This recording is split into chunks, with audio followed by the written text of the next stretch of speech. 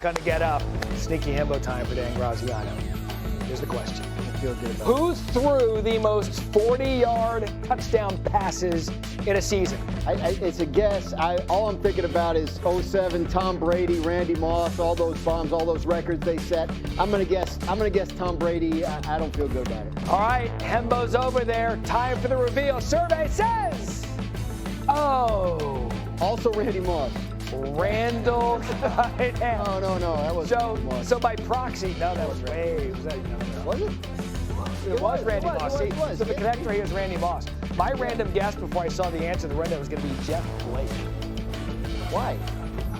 Threw a good deep ball. Yeah. Did a lot of them get caught? For a minute they did. Yeah. All right, let's go. Time now for the hurry up with Dan Graziano. Graz, start things off with the Browns. All right, start talking about an unsettled quarterback situation. Not quite Jeff Blake. The Browns wrapping up minicamp this week. A lot of focus on the reps and how they've been distributed among the quarterbacks. Shedeur Sanders getting pretty much fourth in line most of the week. Kenny Pickett getting most of the reps. Joe Flacco, they feel like doesn't need as many. Watch this come training camp, because this, the Browns have said repeatedly, is only about learning and installing. So good work for Shedeur Sanders, Dylan Gabriel, but they still have to work their way up the depth chart there in Cleveland. TJ Watt was not at Steelers minicamp, looking for a new contract. 1 year left on his deal.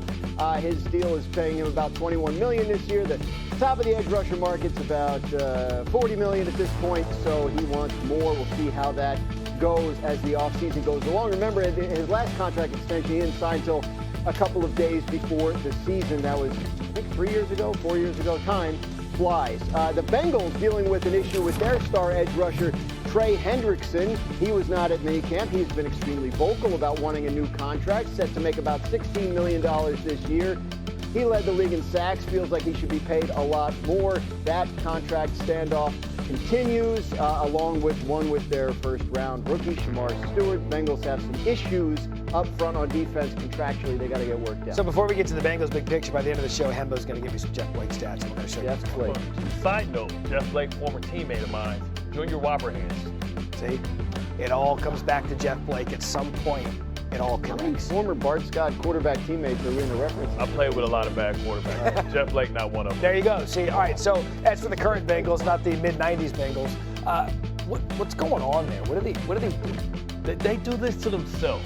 And, because they're an old school organization, they really don't, get proactive and ahead. They're kind of like Dallas. They operate old school, and what happens is people outplay their contracts. You talk about Trey Hendrickson. Like, everybody knows that he should be properly compensated. And we understand that, he's 30 years old, but he's giving you 35 sacks in 2 years. He's been just as good as Myles Garrett in one of the toughest divisions in all of football. And one of his best abilities is availability. And he's a great guy, high character guy.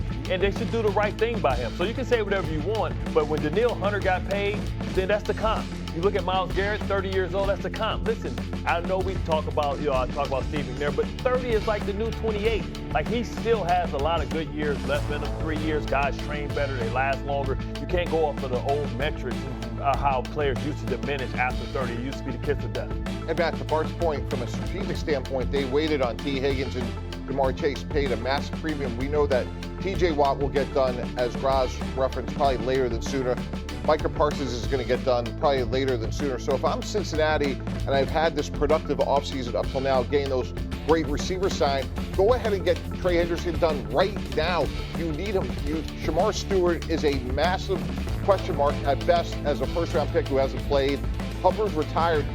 For them to get to where they want to go, they need Trey Hendrickson. So to me, the best way to take care of a problem in the locker room and save money is to be proactive and get this deal done. Tell me this, what do you need if you have an explosive offense, you're up by a lot of points? We saw it last year. The defense, we saw it last year. Well, you need sacks, you need pass rush. Yeah, right. The Bengals future year guarantees, give the Bengals front office hives. They can't handle it. For years, they refused to do it. You did a long-term veteran contract with the Bengals. The only guarantee was the signing bonus. They broke that precedent for Joe Burrow, and then they broke it again for Jamar Chase and T. Higgins, who have future year guarantees. Those guys are all 26 when they sign their contract. So the Bengals are sitting here saying, well, 26 is a lot different from 30. We don't want to guarantee money in future years when somebody's maybe past his prime years. You mentioned Danielle Hunter. It was a one-year extension for a little more than $35 million. But he was only there for 1 year. They showed him love. Trey Henderson has been there for 4 years. And Graz, I understand that. I've been there in the front office, and if that's what you feel, that's fine. Then trade him.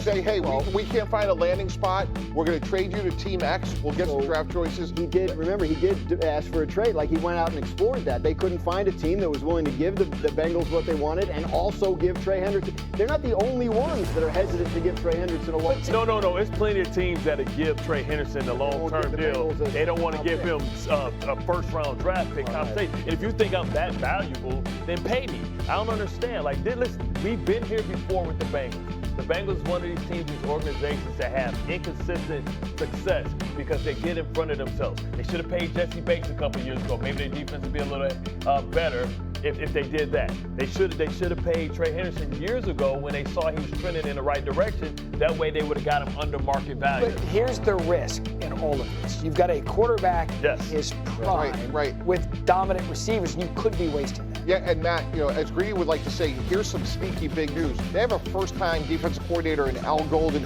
who came over from Notre Dame, and right now Shamar Stewart's not signed, Trey Henderson's not signed. And look, you want to put together, as you said, at a minimum, a representative defense that could close out games. Now, look, it's only mid-June. We have some time here. But if I'm Al Golden, I want to get going in my new scheme. I want these guys here. And to me, if you've done so well with Higgins and Chase, getting Trey Henderson figured out to me was the easiest one of them all. And again, once Danielle Hunter was done, I want to go before T.J. Watt. I want to go before Micah Parsons. So I don't know why waiting is going to benefit them. Below Myles Garrett, above Crosby. That's it. That's easy. Where's the Danielle Hunter factor? Anyway, look, it's easy. The fact of the matter is, like, you don't hear about trade talks anymore. I think Trey Henderson has made it clear he likes it there, and the Bengals, I think this probably gets worked out. I don't know what the compromise ends up being, but as you mentioned, Mike T, there is time.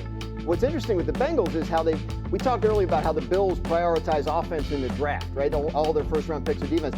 It seems like in terms of where they put their money, the Bengals prioritize offense and not defense. They mentioned Jesse Bates. They let him walk. So if you're going to do that, you got to draft like crazy on the defensive side of the ball. And if you draft a guy in the first-round defense, you got to get him signed. The old Colts were the same way. They always pay Freeney and Mathis. They make sure they pay those outside guys. Certain positions are at a premium. Bottom line, though, you've got one of the best quarterbacks in the league, and if you don't get this thing sorted out defensively, you could be wasting one of the great offenses. Deanna, let's do some quarterback questions. Let's begin in Buffalo. It's all yours. Josh Allen, does Josh Allen need to repeat as MVP in order for the Bills to make the Super Bowl? He has to at least play at that level. The Bills tell you what's going on. They've drafted one offensive player in the first round since they selected Allen in the first round 7 years ago. Went defense again this year. A lot is on him to make it work with this offense. Fortunately for them, MVP-level performance from Josh Allen would not be a surprise. Yeah, Roz, the answer is no, and here's why. This offense